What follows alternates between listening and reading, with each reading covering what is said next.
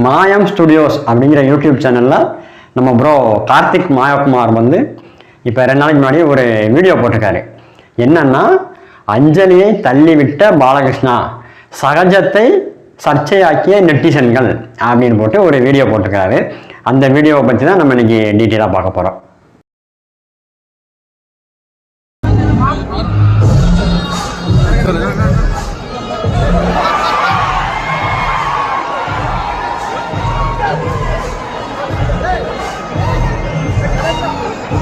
ஆக்சுவலாக இந்த வீடியோவை வந்து எல்லாரும் பார்த்துருப்பீங்க. கேங்ஸ் ஆஃப் கோதாவரி அப்படிங்கிற ஒரு படத்தோட ப்ரொமோஷன் நிகழ்ச்சியில் கலந்துக்கிட்ட இந்த பாலகிருஷ்ணாங்கிற அந்த நபர் வந்து மேடையில் வச்சு நடிகை அஞ்சலியை வந்து பிடிச்சி தள்ளி விட்டுறாரு. அதில் அந்த பொண்ணு வந்து டக்குன்னு சுதாரித்து பக்கத்தில் இருக்கவங்களை பிடிச்சிக்கிட்டு ஸ்டெடியாக நின்றுக்கிறது. இந்த வீடியோவில் அந்த பாலகிருஷ்ணாவோட முகத்தை பார்க்கும்போதே தெளிவாக தெரியுது, அவன் வந்து அவன் முகத்தில் அந்த திமிரு, அந்த ஆணவத்தில் தான் அந்த பொண்ணை வந்து பிடிச்சி அப்படி தள்ளி விடுதான்.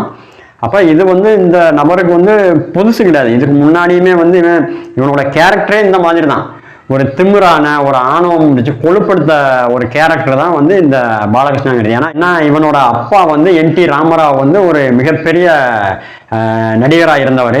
அவரை வச்சு சினிமாவுக்குள்ளே வந்ததுனால அந்த திமிர் இருக்கு இல்லையா, அந்த திமிரோட தான் இவன் ஆரம்ப காலத்துலேருந்து நடந்துக்கிறது. உதாரணமாக AR ரஹ்மான் வந்து யாருன்னு எனக்கு தெரியாது அப்படின்னு சொன்னதாக இருக்கட்டும், இல்லை விருதுகள்லாம் வந்து எங்கள் அப்பாவோட கால் தூசிக்கு சமம் அப்படிங்கிற மாதிரி சொன்னதாக இருக்கட்டும். இந்த மாதிரி பல நிகழ்வுகள் வந்து இந்த பாலகிருஷ்ணாங்கிற இந்த நபரை பற்றி யூடியூப்லேயே மீடியாவிலேயே நிறைய கிடக்குது. இவனோட திமிரு, இவனோட அந்த ஆணவம், அந்த இதெல்லாமே வந்து வெட்ட வெளிச்சமாக தெரியக்கூடியது.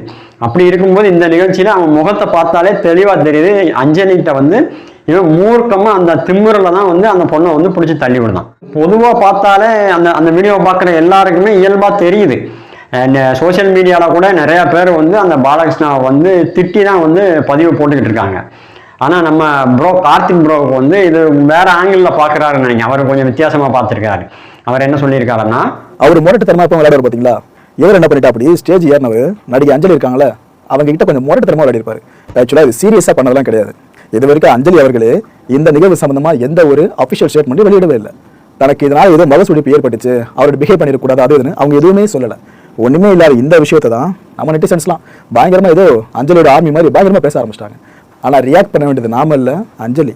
அதாவது இந்த பாலகிருஷ்ணா வந்து எப்பவுமே முரட்டுத்தனமா விளையாடக்கூடியவன். முரட்டுத்தனமா விளையாடணும்னா ஏதாவது மல்யுத்த வீரர் கூட போய் விளையாடணும் முரட்டுத்தனமா. ஒரு பொண்ணு கூட போய் முரட்டுத்தனமா விளையாடுறது, அப்படி தள்ளி விட்டது வந்து சீரியஸா பண்ணது கிடையாது, ஒரு விளையாட்டுக்காக பண்ணது அப்படின்னு சொல்றாரு. இதே சீரியஸா பண்ணாத இந்த விளையாட்டுக்கு பண்ண இந்த காரியத்தை ஒரு பெரிய நடிகை கிட்ட, ராஷ்மிகா கூடயோ இல்லை நயன்தாரா மாதிரியான ஒரு பெரிய நடிகைகளை வந்து இதே மாதிரி ஒரு பண்ணிடுவாரா? அப்போ அந்த பொண்ணு, அந்த அஞ்சலிங்கிற அந்த பொண்ணு வந்து ஒரு சாதாரண நடிகைங்கிறதுனால உன்னோட அந்த திமிரை காட்டி அந்த பொண்ணு வந்து அந்த மாதிரி தள்ளி விட்ட. அடுத்ததான் நம்ம ப்ரோ என்ன சொல்றாருன்னா, அஞ்சலியே வந்து இதை பற்றி ரியாக்ட் பண்ணலை, அஞ்சலியே வந்து இதை பெருசாக எடுத்துக்கல, ரியாக்ட் பண்ண வேண்டியது அஞ்சலி தான், நாம கிடையாது அப்படின்னு சொல்லியிருக்கிறாரு. இது வரைக்கும் நம்ம கார்த்திக் ப்ரோ சொன்னதை வந்து பாலகிருஷ்ணாவை பற்றி அவர் என்ன நினைக்கிறாரு, அவரோட கருத்து என்ன அப்படிங்கிறத அவரோட சொந்த பார்வையில் சொல்லியிருந்தார். ஆனால் இது வந்து, அதாவது அஞ்சலிக்கு நடந்த அந்த பிரச்சனைக்கு அஞ்சலி தான் ரியாக்ட் பண்ணணும், நாம ரியாக்ட் பண்ணக்கூடாது, நெட்டிசன்கள் ரியாக்ட் பண்ணக்கூடாது, பொதுமக்கள் ரியாக்ட் பண்ணக்கூடாது அப்படிங்கிற ஒரு தோரணையில் வந்து ஒரு கருத்து சொல்லியிருக்காரு. இதுதான் எனக்கு வந்து ஏற்றுக்கக்கூடியதா இல்லை. ஒருத்தவங்களோட பிரச்சனைக்கு அவங்க மட்டும்தான் ரியாக்ட் பண்ணணும், வேற யாரும் ரியாக்ட் பண்ண தேவையில்லை அப்படின்னு நினைக்கிறது வந்து ஒரு சரியான வாதமாக எனக்கு தெரியல. ஒருவேளை அந்த பாதிக்கப்பட்டவங்க வந்து இயலாதவர்களாக இருந்தால், அதாவது ரியாக்ட் பண்ணக்கூடிய அளவுக்கு தைரியம் இல்லாத ஒரு பயந்த சுபாவம் கொண்ட ஒரு கேரக்டர் உள்ளவங்களா இருந்திருந்தா, நமக்காக நம்ம பிரச்சனையை பற்றி யாராவது பேச மாட்டாங்களா, நமக்கு ஆதரவாக யாராவது குரல் கொடுக்க மாட்டாங்களா அப்படின்னு எதிர்பார்க்கக்கூடிய ஒரு கேரக்டராக இருந்திருந்தா, இந்த மாதிரி நேரத்தில் நாம் ரியாக்ட் பண்ணாமல் இருக்கிறது தப்பு இல்லையா? இந்த நேரத்தில் இந்த நெட்டிசன்களும் இந்த சமூகமும் அஞ்சலிக்கு ஆதரவாக குரல் கொடுத்துருக்கிறதே வந்து அஞ்சலிக்கு ஒரு பெரிய நிம்மதியாக கொடுக்கலாம் இல்லையா? அவங்களுக்கு ஒரு துணிச்சலாக கொடுக்கலாம் இல்லையா? சரி, இந்த சமூகத்தில் நம்ம சுதந்திரமாக நடமாடலாம், அந்த சமூகத்தில் நம்ம சுதந்திரமாக இருக்கலாம், நமக்கு ஏதாவது ஒரு பிரச்சனைனா சமூகம் நமக்கு ஆதரவாக நிற்கும், நமக்கு சப்போர்ட் பண்ணுவாங்க அப்படிங்கிற ஒரு தைரியத்தை கொடுக்கும் இல்லையா நம்ம குரல் கொடுக்கறது? குரல் கொடுக்காம எல்லாரும் அமைதியாக இருக்கணும், அஞ்சலியே ரியாக்ட் பண்ணலை, நாம் எதுக்கு ரியாக்ட் பண்ணணும் அப்படின்னு அமைதியாக இருந்துட்டோம்னா அது வந்து மேலும் மேலும் அந்த பொண்ணு வந்து பயமுறுத்துற மாதிரியே தானே இருக்கும், ஒரு அச்சத்தோடையே தானே அந்த பொண்ணு வந்து வாழ வேண்டிய சூழ்நிலை இருக்கும். சினிமா துறையில் இருக்கிற பெண்களுக்கு, அதுவும் இந்த மாதிரி ஒரு சாதாரண நடிகையாக, பெரிய பிரபலமாகாத டாப் நடிகையாக இல்லாமல் ஒரு சாதாரண நடிகையாக இருக்கிறவங்களுக்கு வந்து எவ்வளவோ பிரச்சனைகள், எவ்வளவோ நெருக்கடிகள், இந்த மாதிரி தொந்தரவுகள் வந்து ரொம்ப அதிகமாக இருக்கும். அவங்களுக்கெல்லாம் இந்த மாதிரி நேரத்தில் சமூகமும் இந்த நெட்டிசன்களும் தான் ஆதரவாக நிற்கணும். இந்த மாதிரி நேரத்துல எல்லாம் வந்து இந்த சமூகமும் குறிப்பாக வந்து நெட்டிசன்கள் வந்து இந்த பாலகிருஷ்ணன் மாதிரியான ஆட்களுக்கு வந்து சரியான பதிலடி கொடுத்து அவங்களுக்கு வந்து ஒரு நெருக்கடியை உண்டாக்குனா தான் இனி வரும் காலங்கள்லையாச்சும் இந்த மாதிரி சாதாரண பெண்கள்கிட்ட வந்து கொஞ்சமாவது மரியாதையாக நடந்துக்குவாங்க.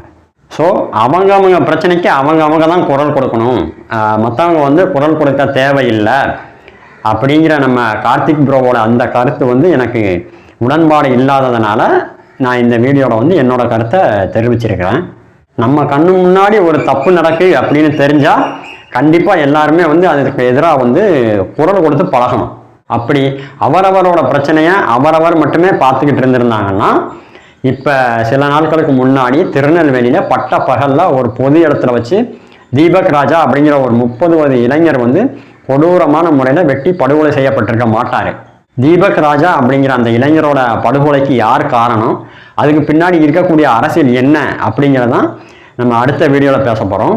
அதுவரை தொடர்ந்து இணைந்திருங்கள் 6th சென்ஸுடன். நன்றி.